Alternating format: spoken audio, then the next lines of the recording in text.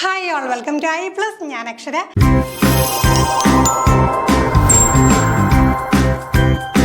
നല്ല രീതിയിൽ എക്സാമിന് പ്രിപ്പയർ ചെയ്തുകൊണ്ടിരിക്കുന്നവർ ഒട്ടും തന്നെ പിറകോട്ട് പോകാതെ അതേ മോട്ടിവേഷനോട് കൂടി തന്നെ മുന്നോട്ട് പോകട്ടെ. ഇനി പുതുതായിട്ട് പഠനം ആരംഭിക്കാൻ നിൽക്കുന്നവർക്ക് നല്ലൊരു അവസരം കൂടിയാണ്. അപ്പോൾ ഈ ഒരു ടൈം നല്ല രീതിയിൽ പ്രയോജനപ്പെടുത്തുക. HSC എക്സാംസിനൊക്കെ എല്ലാവരും പ്രിപ്പയർ ചെയ്ത് തുടങ്ങിയിട്ടുള്ള ഒരു സമയമാണ്. ഒരിക്കലും മാറ്റി വെക്കാനായിട്ടുള്ള സമയം നമ്മുടെ മുൻപിലില്ല. ആ ഒരു സ്ട്രീമിൽ നിന്നുകൊണ്ട് തന്നെ ആ ഒരു പ്ലാറ്റ്ഫോമിൽ നിന്നുകൊണ്ട് തന്നെ എന്ത് ചെയ്യുക, മുന്നോട്ട് പൊയ്ക്കൊണ്ടിരിക്കുക. അപ്പോൾ ഇന്ന് നമ്മൾ HSC ഇംഗ്ലീഷ് എക്സാമുമായിട്ട് ബന്ധപ്പെട്ടും ജനറൽ ആയിട്ടുള്ള കുറച്ച് ചോദ്യങ്ങളാണ് ഡിസ്കസ് ചെയ്യാനായിട്ട് പോകുന്നത്.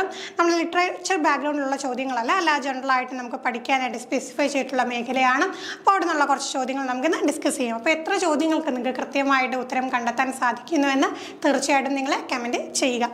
ആദ്യത്തെ ചോദ്യം ഇതാണ്: Which of the following is a common method of presenting new material in the classroom? പുതിയൊരു മെറ്റീരിയൽ ക്ലാസ് റൂമിൽ അവതരിപ്പിക്കുന്ന ടൈമിൽ അവിടെ നമുക്ക് അഡോപ്റ്റ് ചെയ്യാൻ കഴിയുന്ന ഏറ്റവും കോമൺ ആയിട്ടുള്ള മെത്തേഡ് ഏതാണ്? ചോദ്യം കൃത്യമായിട്ട് വായിക്കുക. അപ്പോൾ എന്ത് ചെയ്യാം, നമുക്ക് ഈ മെത്തേഡ് തന്നെ പറയുമ്പോൾ ട്രഡീഷണൽ മെത്തേഡും അതേപോലെ നമ്മളിപ്പോൾ ഉപയോഗിക്കുന്ന കണ്ടംപററി ആയിട്ടുള്ള മെത്തേഡ്സും വരാറുണ്ട്. പിന്നെ നമുക്കിവിടെ കോമൺ മെത്തേഡ്സും നമ്മൾ അറിഞ്ഞിരിക്കണം. ഇവിടെ ഒരു കാര്യം അവതരിപ്പിക്കാനായിട്ട് നമ്മൾ യൂസ് ചെയ്യുന്ന കോമൺ മെത്തേഡ് ഏതെന്നാണ് ചോദ്യം. Group work, lecture, silent reading, free writing. അപ്പോൾ നോക്കിക്കേ, സാധാരണഗതിയിൽ പുതിയൊരു കാര്യം അവതരിപ്പിക്കുമ്പോൾ നമുക്കറിയാം അവിടെ കുറച്ച് ടീച്ചർ സെൻട്രിക് ആയിട്ടുള്ള രീതിയിലായിരിക്കും ആ ഒരു കാര്യം അവതരിപ്പിക്കുക. അങ്ങനെ നോക്കുമ്പോൾ തന്നെ നമുക്ക് ഉത്തരത്തിലേക്ക് കിടക്കാം. ലെക്ചർ മെത്തേഡാണ്. ഗ്രൂപ്പ് വർക്കും സൈലൻറ്റ് റീഡിങ്ങും ഫ്രീ റൈറ്റിങ്ങും ഒക്കെ നമ്മൾ ക്ലാസ് റൂമുകളിൽ ഉപയോഗിക്കാറുണ്ട്. പക്ഷേ പുതിയ ഒരു ആശയം അവതരിപ്പിക്കുന്ന സമയത്തും ഏറ്റവും സ്യൂട്ടായിട്ടുള്ള, അപ്പോൾ ശ്രദ്ധിക്കാം, ഇങ്ങനെയുള്ള ചോദ്യങ്ങളിൽ ഏറ്റവും സ്യൂട്ടായിട്ടുള്ള കൂട്ടത്തിൽ ഏറ്റവും ബെസ്റ്റ് ആയിട്ടുള്ള ഓപ്ഷൻ കണ്ടെത്തുക. അങ്ങനെ വരുമ്പോൾ ഇവിടെ അത് ലെക്ചർ മെത്തേഡാണ്. അടുത്ത ചോദ്യം: Which type of feedback provides students with specific comments on their performance? അപ്പോൾ ശ്രദ്ധിക്കുക, പലതരം ഫീഡ്ബാക്കുകളുണ്ട്. അപ്പോൾ ആ ഫീഡ്ബാക്കിൽ ഇവിടെ എന്താണ് കൊടുത്തിട്ടുള്ളത്? Specific comments on their performance വരുന്നത് എന്ത് തരം ഫീഡ്ബാക്കിലാണ്? General feedback, summative feedback, formative feedback, no feedback. അപ്പം നോക്കിക്കേ, ഈ ഒരു സ്പെസിഫിക് കമൻറ്റുകളുടെ ആ ഒരു പ്രസക്തി എന്താണെന്ന് നമ്മൾ മനസ്സിലാക്കുക. അവരുടെ പെർഫോമൻസിൽ സ്പെസിഫിക് കമൻസ് കൊടുക്കുക എന്ന് വെച്ച് കഴിഞ്ഞാൽ എന്താണ്, അവിടെ ഒരു ഇംപ്രൂവ്മെൻറ്റിന് സ്കോപ്പുണ്ട്. ഇംപ്രൂവ്മെൻറ്റിന് സ്കോപ്പുള്ള എന്ത് തരം ഇവാലുവേഷൻ ആണെന്ന് നമുക്കറിയാം. അത് എന്ത് തരം ഇവാലുവേഷനാണ്? ഫോർമേറ്റീവ് ഇവാലുവേഷനാണ്. ഫോർമേറ്റീവ് ഇവാലുവേഷനിൽ പ്രൊവൈഡ് ചെയ്യുന്ന ഫീഡ്ബാക്കിനെ നമ്മൾ എന്ത് പറയും? ഫോർമേറ്റീവ് ഫീഡ്ബാക്ക് എന്ന് പറയും. അപ്പോൾ നമ്മുടെ ആൻസർ എന്തായിരിക്കും? ഫോർമേറ്റീവ് ഫീഡ്ബാക്ക് ആയിരിക്കും. ഇനി സമ്മേറ്റീവ് ആണെങ്കിൽ അവിടെ നമുക്ക് മനസ്സിലാക്കാൻ എന്താണ്, അവിടെ പിന്നെ ഒരു ഇംപ്രൂവ്മെൻറ്റിന് സ്കോപ്പ് ഇല്ല. എന്തിലാണ്? സമ്മേറ്റീവ് വാല്യുവേഷൻ്റെ ഭാഗമായിട്ടാണ് നമ്മൾ സമ്മേറ്റീവ് ഫീഡ്ബാക്ക് കൊടുക്കുന്നത്. ജനറൽ ഫീഡ്ബാക്ക് എന്നുള്ള ഓപ്ഷൻ നിങ്ങളെ കുറച്ച് കൺഫ്യൂസ് ചെയ്യിക്കാനായിട്ടുള്ള ഒരു ഓപ്ഷനാണ്. അപ്പോൾ ഈ ഒരു സ്പെസിഫിക് കമൻസ് പെർഫോമൻസുമായിട്ട് ബന്ധപ്പെട്ട് കൊടുക്കുന്നത് എന്ത് തരം ഫീഡ്ബാക്കാണ്? അത് ഫോർമേറ്റീവ് ഫീഡ്ബാക്ക് ആണ്. ഇനി ഫോർമേറ്റീവ് ഫീഡ്ബാക്ക് നടക്കുന്നത് എവിടെയാണ്? ഫോർമേറ്റീവ് വാല്യുവേഷനിലാണ്. ആ ഒരു ടേമുമായിട്ട് കണക്ട് ചെയ്ത് അസസ്മെൻറ്റ് ഫോർ ലേണിംഗും കൂടെ ഓർത്ത് വെക്കുക. അസസ്മെൻറ്റ് ഫോർ ലേണിംഗ് എന്ന് പറഞ്ഞു കഴിഞ്ഞാൽ ഫോർമേറ്റീവ് വാല്യുവേഷൻ തന്നെയാണ്. ഫോർമേറ്റീവ് വാല്യുവേഷനിലാണ് നമ്മൾ എന്ത് പ്രൊവൈഡ് ചെയ്യുന്നത്? ഫോർമേറ്റീവ് ഫീഡ്ബാക്ക് പ്രൊവൈഡ് ചെയ്യുന്നത്. അടുത്ത ചോദ്യം: എ ബെനിഫിറ്റ് ഓഫ് കോൾ. അപ്പോൾ എന്താണ് ഈ കോൾ എന്ന് പറയുന്നത്? കമ്പ്യൂട്ടർ അസിസ്റ്റഡ് ലാംഗ്വേജ് ലേണിംഗ് ആണ്. ആ ടേം മറക്കരുത്. ഇപ്പോൾ നമ്മൾ സ്ഥിരമായിട്ട് ഇത്തരത്തിലുള്ള ടെക്നോളജിയുടെ സഹായത്തോടു കൂടി പഠന പ്രക്രിയകൾ മുന്നോട്ട് കൊണ്ടുപോകുന്നുണ്ട്. കോവിഡ് ടൈമിൽ അതിൻ്റെ ഏറ്റവും ബെസ്റ്റ് ആയിട്ടുള്ള റിസൾട്ട് നമ്മൾ കണ്ടിട്ടുള്ളതാണ്. അപ്പോൾ അത്തരം ചോദ്യങ്ങൾ നമുക്ക് പരീക്ഷയ്ക്ക് പ്രതീക്ഷിക്കാവുന്നതാണ്. കമ്പ്യൂട്ടർ അസിസ്റ്റഡ് ലാംഗ്വേജ് ലേണിംഗ് ആണെന്ത്? കോൾ എന്ന് പറയുന്നത്.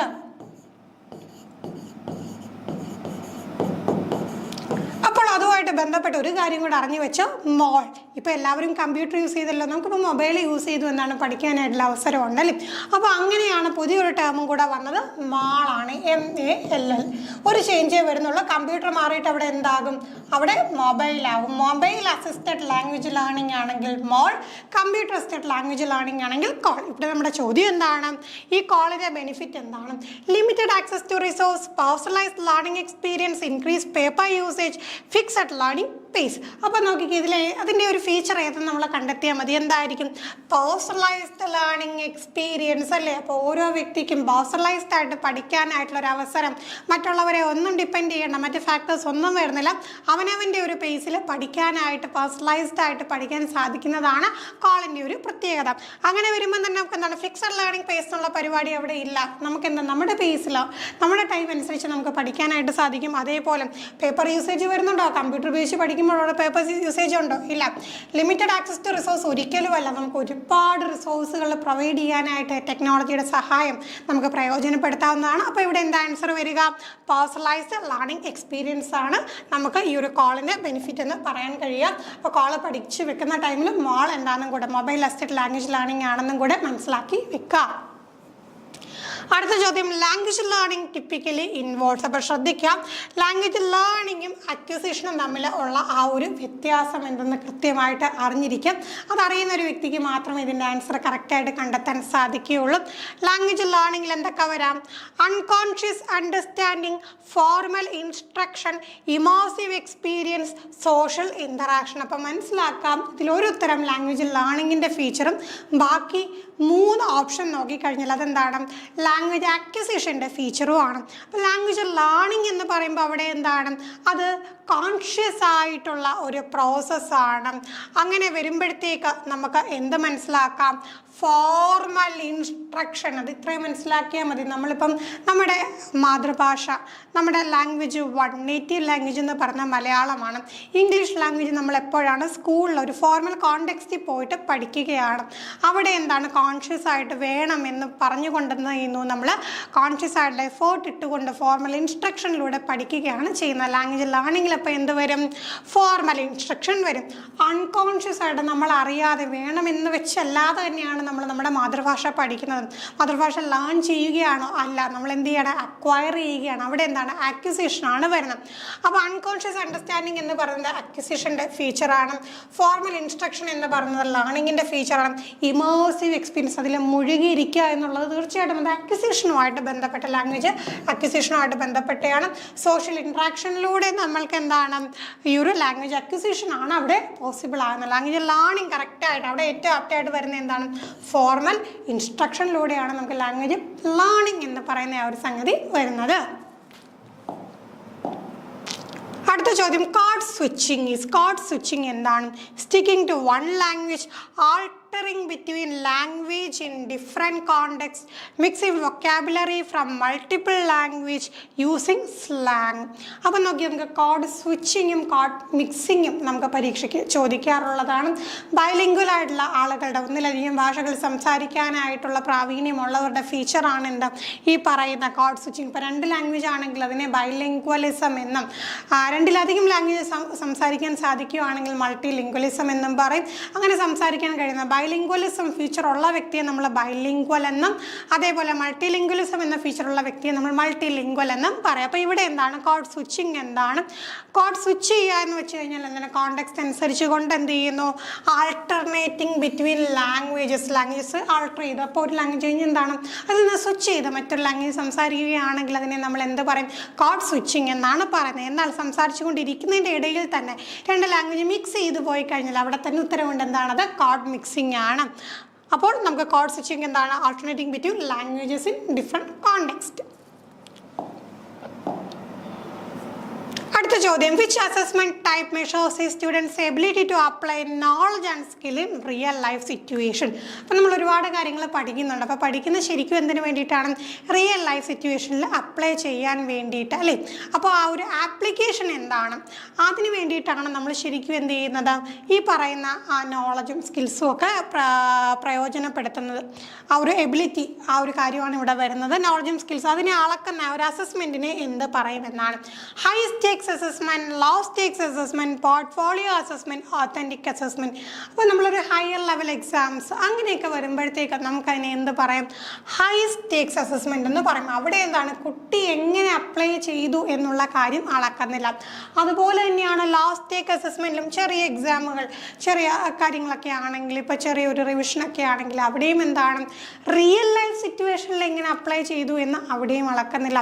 പോർട്ട്ഫോളിയോ എന്ന് പറയുമ്പോൾ എന്താണ്, കുട്ടിയുടെ അച്ചീവ്മെൻറ്റുകൾ ഡോക്യുമെൻറ്റുകളുടെയൊക്കെ ഒരു കളക്ഷനാണ്. അവിടെയും നമുക്ക് കൃത്യമായിട്ട് എന്താണ് ആ ഒരു ആപ്ലിക്കേഷൻ ലെവലിനെ കുറിച്ച് അറിയാൻ കഴിയില്ല. അത് കഴിയുന്നത് എപ്പോഴാണ്? ഓത്തൻറ്റിക് അസസ്മെൻറ്റ് വരുമ്പോഴാണ്. ഓത്തൻറ്റിക് അസസ്മെൻറ്റ് വരുമ്പോഴാണ് കുട്ടിക്ക് എന്താണ് അവൻ നേടിയിട്ടുള്ള നോളജ് ആണെങ്കിലും സ്കില്ലാണെങ്കിലും റിയൽ ലൈഫിൽ എങ്ങനെ അപ്ലൈ ചെയ്യുന്നു എന്ന ഒരു കാര്യം അളക്കാനായിട്ട് സാധിക്കുന്നത്. അപ്പോൾ അതെന്താണ്? ഓത്തൻറ്റിക് ആയിട്ടുള്ള അസസ്മെൻ്റ് ആണ്. ഓത്തൻറ്റിക് അസസ്മെൻ്റ് ആണ്. അടുത്ത ചോദ്യം, ex post evaluations are conducted. Ex post evaluation എപ്പോഴാണ് നടക്കുന്നത്? During the early stages of a programme, before the implementation of a project, after the completion of a programme, annually for ongoing programme. അപ്പോൾ നോക്കിയേ, X post എന്ന് പറഞ്ഞു കഴിഞ്ഞാൽ ആ വാക്കിൽ തന്നെയുണ്ട് എന്താണ്? കഴിഞ്ഞു പോയത് എന്നാണ്. അപ്പോൾ നോക്കിക്കേ, എക്സ് പോസ്റ്റ് എന്ന് പറയുമ്പോഴത്തേക്ക് എന്താണ്? After the completion of a programme. ഒരു പ്രോഗ്രാം കംപ്ലീറ്റ് ആയി കഴിഞ്ഞിട്ട് പിന്നീട് നമ്മൾ നടത്തുന്ന ആ ഒരു പർട്ടിക്കുലർ ഇവാലുവേഷനെ നമ്മൾ എന്ത് പറയും? എക്സ് പോസ്റ്റ് ഇവാലുവേഷൻ എന്നാണ് പറയുന്നത്. അപ്പോൾ ഈ ഏർലി സ്റ്റേജിൽ അല്ലെങ്കിൽ ബിഫോർ ദ ഇംപ്ലിമെൻറ്റേഷൻ അല്ലെങ്കിൽ ആനുവലി ഒന്നുമല്ല. എപ്പോഴാണ് ഒരു പർട്ടിക്കുലർ പ്രോഗ്രാം കഴിഞ്ഞിട്ട് നടക്കുന്ന ആ ഒരു ഇവാലുവേഷൻ ആണെങ്കിൽ നമുക്ക് എക്സ് പോസ്റ്റ് എന്ന് പറയാൻ സാധിക്കും. അടുത്ത ചോദ്യം, what is A critical period hypothesis in language acquisition? Language acquisition, language learning നമുക്കറിയാം. ഇതിലൊരു ക്രിട്ടിക്കൽ പീരീഡ് എന്ന് പറയുന്നത് എന്തെന്നാണ് ചോദ്യം. അപ്പോൾ ക്രിട്ടിക്കൽ പീരീഡ് ഹൈപ്പോത്തിസിസ്, ആ ഒരു ഹൈപ്പോത്തിസിസ് എന്തെന്നാണ് ചോദ്യം. ലാംഗ്വേജ് അക്വിസിഷനിലെ ക്രിട്ടിക്കൽ പീരീഡ് ഹൈപ്പോത്തിസിസ് ഓപ്ഷൻസ് നോക്കാം. It refers to the belief that children have a higher capacity for language learning than adults. It suggests that adults can learn a new language more easily than children. It states that language acquisition is a gradual process that occurs over a person's entire lifetime. It argues that there is no optimal age for language acquisition. 4 ഓപ്ഷനാണ്. അപ്പോൾ നമുക്ക് കൃത്യമായിട്ട് എന്താണ് ഈ hypothesis എന്ന് അറിഞ്ഞാൽ മാത്രമേ ഉത്തരം കണ്ടെത്താനായിട്ട് സാധിക്കുകയുള്ളൂ. അപ്പോൾ എന്താണ് ഇവിടെ നമുക്ക് ഈ ഒരു പർട്ടിക്കുലർ ക്രിട്ടിക്കൽ പീരീഡ് ഹൈപ്പോത്തിസിസ് എന്ന് പറഞ്ഞു കഴിഞ്ഞാൽ സംഗതി ഇത്രയേ ഉള്ളൂ. Children have a higher capacity for language learning than adults. ഒരു ലാംഗ്വേജ് പഠിച്ചെടുക്കുന്നില്ല. നമ്മൾ പറയാറുണ്ട് ചെറിയ പ്രായത്തിലാണെങ്കിൽ ഒരു കാര്യം നമുക്ക് പെട്ടെന്ന് പഠിച്ചെടുക്കാൻ പറ്റും എന്ന് പറയാറുണ്ട്. അപ്പോൾ ലാംഗ്വേജിൻ്റെ കാര്യത്തിലും ആ കാര്യം ശരി തന്നെയാണ്. Higher capacity for language learning than adults. Children എന്ത് ചെയ്യുന്നു? ലാംഗ്വേജ് ലേണിങ്ങിന് അഡൽട്സിനേക്കാളും കപ്പാസിറ്റി ഉണ്ട് എന്ന് പറയുന്ന ആ ഒരു പർട്ടിക്കുലർ ഹൈപ്പോത്തിസിസിനെയാണ് ക്രിട്ടിക്കൽ പീരീഡ് ഹൈപ്പോത്തിസിസ് എന്ന് പറയുന്നത്. അടുത്ത ചോദ്യം, which of the following is not a recommended way to observe and analyze language pattern as habits? Language pattern habits ആക്കി നോക്കുന്ന സമയത്ത് റെക്കമെൻഡ് ചെയ്യാത്തത് കൂട്ടത്തിൽ ഏതാണ്? ലാംഗ്വേജ് പാറ്റേൺസിനെ ഹാബിറ്റ്സ് ആയിട്ട് നോക്കുന്ന സമയത്തുള്ളതാണ്. അപ്പം നോക്കിക്കും, recording and reviewing conversation, seeking feedback from others, avoiding all forms of communication, paying attention to non verbal cues. അപ്പം നോക്കിക്കേ, നോട്ടാണല്ലേ. അപ്പോൾ നോക്കാം, recording and reviewing conversation record ചെയ്യുന്ന റിവ്യൂ ചെയ്യുന്ന തീർച്ചയായിട്ടും എന്താണ് ഈ ഒരു ലാംഗ്വേജ് പാറ്റേണിനെ അനലൈസ് ചെയ്യാനുള്ള രീതി തന്നെയാണ്. Then seeking feedback from others, മറ്റുള്ള നിന്ന് ഫീഡ്ബാക്ക് എടുക്കുന്നത് തീർച്ചയായിട്ടും എന്തിനും സഹായിക്കുന്നുണ്ട്? ഇത്തരത്തിൽ ആ ഒരു ലാംഗ്വേജ് പാറ്റേൺ അനലൈസ് ചെയ്യാനായിട്ട് ഒബ്സർവ് ചെയ്യാനായിട്ടും സഹായിക്കും.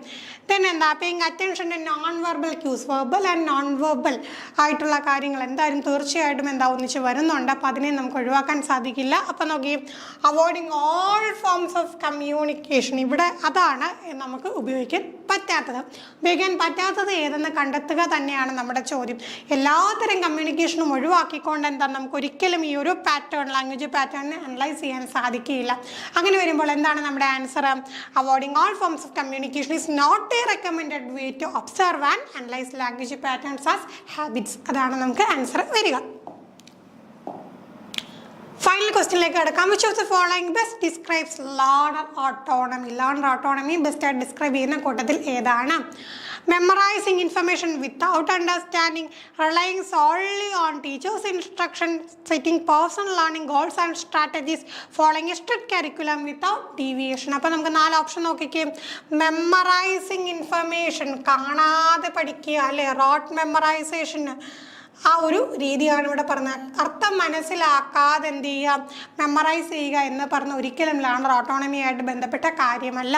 അടുത്ത നോക്കിക്കേ, relying solely on teacher instruction. Teacher എന്ത് പറയുന്നു അതിൽ മാത്രം ഡിപ്പെൻഡ് ചെയ്ത് നിൽക്കുക എന്ന് പറയുമ്പോഴത്തേക്ക് എന്താണ്, അത് ടീച്ചർ സെൻട്രിക്കായി മാറിക്കഴിഞ്ഞു. അവിടെ എവിടെയാണ് ലേണർ ഓട്ടോണമി വരുന്നത്? ലേണർ ഓട്ടോണമി വരുന്നില്ല. then അടുത്ത option following strict curriculum without division. Curriculum അങ്ങനെ തന്നെ ഫോളോ ചെയ്യുക, യാതൊരു തരത്തിലുള്ള ഡീവിയേഷനും ഇല്ലാതെ കരിക്കുലം അങ്ങനെ തന്നെ ഫോളോ ചെയ്ത് പോവുകയാണെങ്കിൽ അതൊരിക്കലും എന്താ ലേണർ ഓട്ടോണമിയായി ബന്ധപ്പെട്ടതല്ല. പിന്നെ എന്താണ്, setting personal learning goals and strategies. കുട്ടികൾ തന്നെ എന്ത് ചെയ്യുന്നു, ലേണിംഗ് ഗോൾസും ലേണിംഗ് സ്ട്രാറ്റജീസും അവർ ഫിക്സ് ചെയ്യുന്നു, അവർ തന്നെ ആ ഗോൾസ് നേടാനായിട്ട് ശ്രമിക്കുന്നു. അതിനായിട്ട് ആർക്ക് സപ്പോർട്ട് പ്രൊവൈഡ് ചെയ്യാം? ടീച്ചറിൻ്റെ സപ്പോർട്ട് മാത്രം പ്രൊവൈഡ് ചെയ്യാം.